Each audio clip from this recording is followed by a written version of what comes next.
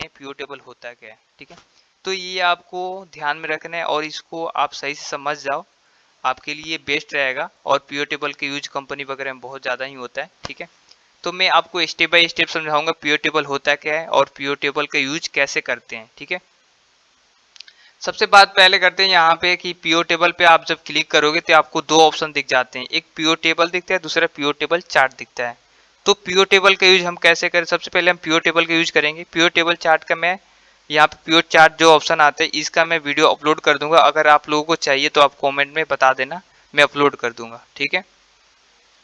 अब देखिए मैंने यहाँ पे बाहर मैंने क्लिक किया, बाहर मैंने सेल पे क्लिक किया, अपने टेबल में क्लिक नहीं किया, अपने डाटा पे क्लिक नहीं किया, मैंने बाहर क्लिक किया। पीओ टेबल पे मैं क्लिक करूंगा तो यहाँ पे ऑप्शन आता है टेबल रेंज, यानी आपको टेबल का रेंज देना होता है, अपने डाटा का रेंज देना होता है।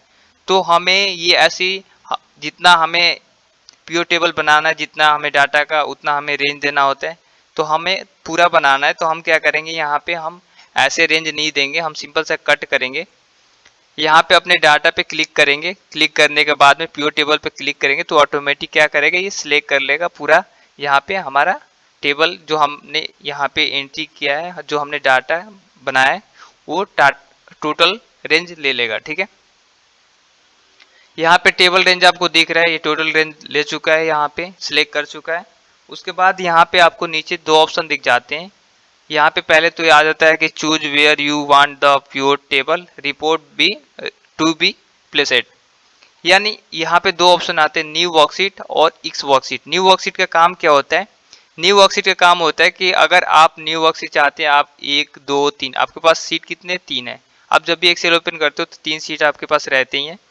अगर आप चाहते हो कि न्यू वर्कशीट पे अगर दूसरे सीट पे आप जाकर पीओ टेबल का एंट्री करो तो उसके लिए न्यू वर्कशीट का यूज कर सकते हो। ओके प्रेस करोगे, न्यू वर्कशीट ओपन हो जाएगा आपके लिए। एक्स वर्कशीट का काम होता है, इसी सीट पे आप चाहते हो पीओ टेबल का एंट्री करना तो एक्स वर्कशीट पे क्लिक करके ओके प्रेस करोगे और इसी सीट पे एंट्री कर सकते हो आप। तो हम न्यू वर्कशीट पे क्लिक करके ओके प्रेस करेंगे तो हमारे पास अभी कितने सीट है, 1 2 3। यहाँ पे न्यू वर्कशीट पे क्लिक करके ओके प्रेस करेंगे, हमारे पास यहाँ पे 5वें सीट, यानी पहले से मेरे पास 4 सीट थे, मैंने एक सीट डिलीट कर दिया था तो यहाँ पे 5वें सीट ओपन हो रहा है, ठीक है। अब यहाँ पे आता है ऑप्शन कि मान लीजिए आप पीओ टेबल का यूज कर रहे हैं कंपनी वगैरह में, तो वहाँ पे आपसे मैनेजर पूछ रहा है कि हमारे पास काम करने वाले वर्कर के नाम दिखाओ, कितने वर्कर काम कर रहे हैं। तो सिंपल सा आप क्या करोगे, नेम पे क्लिक करोगे और दिखा दोगे कि ये सारे जो हैं, जो नाम शो कर रहे हैं, ये सारे काम करते हैं हमारे पास, ठीक है। तो वो पूछेगा कि यहाँ पे तो अभिषेक, आदित्य, अमित, अंकित, ये सारे तो काम करने वाले वर्कर हो गए, लेकिन इनकी पोस्ट क्या है, ये काम क्या करते हैं। ये जो है इनके नाम शो हो रहे हैं, लेकिन ये काम क्या करते हैं, इनकी पोस्ट क्या है, पोस्ट दिखाओ, काम क्या करते हैं ये। तो यहाँ पे पोस्ट पे सिंपल सा आप क्लिक करेंगे तो यहाँ पे आपको दिख जाएगा अभिषेक क्या है, हेल्पर है, आदित्य क्या है, सीईओ है, और यहाँ पे एचआर भी दिखा रहे हैं, यानी आदित्य 2 नाम है तो यहाँ पे एचआर भी दिखा रहे हैं। अमित क्या है, गार्ड है, अंकित क्या है, गार्ड है, और मैनेजर भी है, यहाँ पे 2 नाम है ना अंकित, यहाँ पे इसीलिए शो हो रहा है। मैं आपको दिखाता हूँ, अंकित एक यहाँ पे मैनेजर है, और नीचे चलते हैं, अंकित यहाँ पे मैनेजर दिखा रहे हैं, और अंकित और भी नाम है, उसमें एक पे गार्ड भी है। तो अंकित जो सेम नाम है ना, उसमें जो सेम नाम वाले होते हैं, मैनेजर भी शो कर रहे हैं और गार्ड भी शो कर रहे हैं, ठीक है। उसके बाद यहाँ पे तो ये हो गई कि इनकी ये पोस्ट हो गई, नाम हो गया। अब यहाँ पे पोस्ट हम हटा देते हैं। अब जैसे कंपनी का मैनेजर बोल रहा है कि ये इनके नाम हो गए, अब इनको हम सैलरी कितने रुपए पर मंथली पे करती है, 1 मंथ की सैलरी इनको कितने रुपए हम पे कर रहे हैं, तो यहाँ पे वो दिखाओ मेरे को। तो सैलरी पे हम क्लिक करेंगे सिंपल सा, और हम सैलरी दिखा सकते हैं ऐसे, अभिषेक की सैलरी 10,000 रुपये, आदित्य की सैलरी 1,20,000 रुपये, अमित की सैलरी 10,000 रुपये, अंकित की सैलरी 90,000 रुपये, ऐसे। अब ये तो ऐसे करके सैलरी हो गई, ये डिवाइड में बांट चुके हैं, पूरा टोटल 1 महीने की सैलरी वो कितना पे कर रहे हैं।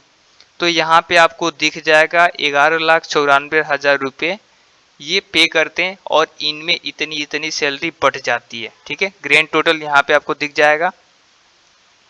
अब ये ऑप्शन तो हो गया कि यहाँ पे सैलरी इतनी 1 महीने की जाती है और इनमें इतनी इतनी बढ़ जाती है। अब वो कहेंगे कि 1 साल की टोटल सैलरी हमें दिखाओ। तो 1 साल की टोटल सैलरी दिखाने के लिए आपको क्या करना पड़ेगा, यहाँ से पहले क्लिक करके हट जाइए। आपको जाना पड़ेगा सीट नंबर 1 पे। सीट नंबर 1 पे जाने के बाद में आपको यहाँ पे क्या करना पड़ेगा, एंट्री करनी पड़ेगी। अब एंट्री हम कर लेते हैं।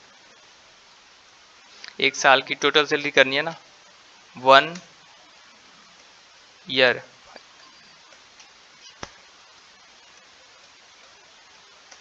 Total salary, 1 year total salary click करेंगे। यहाँ पे आपको क्या करना है, इतना तो मैं मल्टीप्लाई कर नहीं पाऊंगा, तो मैं इक्वल प्रेस करूंगा और सिलेक्ट करूंगा। सैलरी सिलेक्ट करके मैं मल्टीप्लाई लगाऊंगा यहाँ पे, उसके बाद 12 प्रेस करके एंटर प्रेस करूंगा। यहाँ पे आपको दिख जाएगा। इसको हम ड्रैग कर लेंगे या 2 से 3 बार आपको प्रेस करना है, ऐसे निकल जाएगा। ठीक है, इसको बॉर्डर में कन्वर्ट कर लेते हैं हम।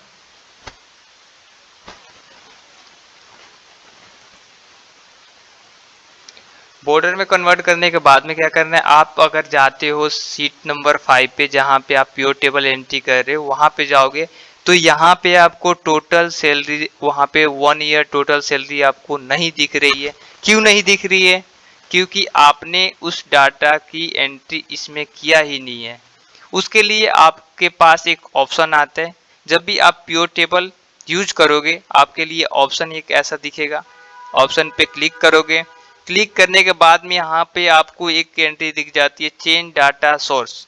इस पे क्लिक करोगे। चेंज डाटा सोर्स पे क्लिक करने के बाद में क्या करना है, आपने यहाँ पे जो पहले रेंज दिया था वो ये रेंज दिया था। अब आपको क्या करना है, यहाँ पे टोटल रेंज देना है। ठीक है, तो यहाँ पे मैं पूरा सिलेक्ट कर लेता हूँ। मैं अपने जो भी मैंने एंट्री कर रखा है, टोटल सिलेक्ट करके मैंने रेंज दे दिया। सिंपल सा मुझे ओके प्रेस करना है। ओके प्रेस करने के बाद में आपको यहाँ पे दिख जाएगा कि 1 ईयर टोटल सैलरी यहाँ पे दिख रही है। दिख रही है आपको, आ गई। अब इस पे क्लिक करोगे, क्लिक करने के बाद में आपको यहाँ पे दिख जाएगा अभिषेक को 1,20,000 रुपये मिल रहे हैं, आदित्य को यहाँ पे 14,40,000 रुपये मिल रहे हैं। ठीक है, ये एक साल की सैलरी है इनकी। ठीक है, अब यहाँ पे ग्रैंड टोटल 1 साल में कंपनी की जो मालिक है वो कितना पे कर रहा है, तो यहाँ पे 14,32,80,000 रुपये, 80,000 है 8,000 है, नहीं 14,03,28,000 रुपये यहाँ पे क्या हो रहा है, कंपनी का जो मालिक है ना वो पे कर रहा है 1 साल की सैलरी इन लोगों को। ठीक है, तो ऐसे इजीली तरीके से आप प्योर टेबल का यूज कर सकते हो। और भी ऑप्शन हो गए, जैसे ये तो हो गया। ठीक है, अब जैसे मान लीजिए कि यहाँ पे ये हट गए। अब यहाँ पे पोस्ट की बात करते हैं। जैसे मान लीजिए कि अभिषेक हेल्पर है। ठीक है, अभिषेक क्या है, हेल्पर है। अगर हम यहाँ पे अभिषेक का पोस्ट चेंज कर देते हैं, अभिषेक का पोस्ट चेंज करके इसको मान लीजिए गार्ड बना देते हैं। ठीक है, तो हमें क्या करना पड़ेगा, सीट नंबर 1 पे जाना पड़ेगा चेंज करने के लिए। तो हेल्पर के जगह हम इसको गार्ड कर देते हैं, GARD, हमने गार्ड कर दिया। ठीक है, गार्ड कर दिया, यहाँ पे गार्ड पोस्ट चेंज कर दिया। ठीक है, अब यहाँ पे आप सीट नंबर 5 पे क्लिक करके जब यहाँ पे आप पोस्ट पे क्लिक करेंगे तो अभिषेक क्या है, अभी हेल्पर ही है। तो इसको हमें चेंज करने के लिए क्या करना पड़ेगा, हमें ऑप्शन पे जाना पड़ेगा। ठीक है, ऑप्शन पे जाने के बाद में यहाँ पे रिफ्रेश आपको दिख जाएगा, रिफ्रेश ऑल करना है। ठीक है, रिफ्रेश ऑल करने के बाद में आपको यहाँ पे देखना है कि अभिषेक का जो पोस्ट होगा वो चेंज हो जाएगा। ठीक है, ऐसे चेंज हो गया। ऐसे आप इजीली तरीके से आप प्योर टेबल का यूज कर सकते हो। उम्मीद करता हूँ आप लोगों को ये वीडियो पसंद आया होगा और समझ में भी आया होगा। तो अगर आपको समझ में आया होगा तो चैनल को सब्सक्राइब कर लेना, कमेंट करना और लाइक ज़रूर करना और शेयर भी कर देना। और नेक्स्ट वीडियो जो आपको चाहिए, एक्सेल से रिलेटेड जो भी आपको वीडियो चाहिए या कंप्यूटर से रिलेटेड, आप कमेंट में मेरे को बता देना, मैं उस टॉपिक पे वीडियो अपलोड कर दूंगा। ठीक है।